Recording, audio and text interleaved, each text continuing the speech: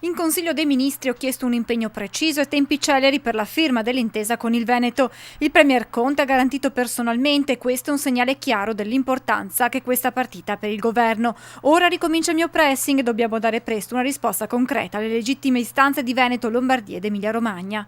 Così il Ministro per gli Affari Regionali Erika Stefani dopo il Consiglio dei Ministri di ieri, dove l'esponente leghista ha portato sul tavolo la bozza dell'intesa sull'autonomia.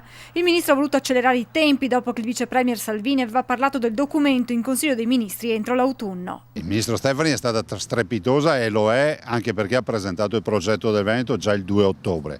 La Lega c'è, lo vota questo progetto subito senza nessun problema. I 5 Stelle devono solo dire al mondo intero se lo vogliono portare avanti oppure no. Evitiamo che diventi un'agonia.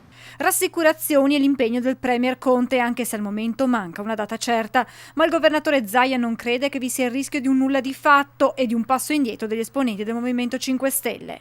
I 5 Stelle hanno sostenuto il referendum in Veneto, hanno ammesso nel contratto di governo l'autonomia e l'ha messa anche nel DEF. Si cita sempre il contratto di governo, guarda caso qui c'è scritto autonomia. Positive anche le dichiarazioni del sottosegretario Stefano Buffagni, esponente dei 5 Stelle. Io sono concorde con Salvini, credo che ci sia la possibilità di avere una preintesa in tempi ragionevoli.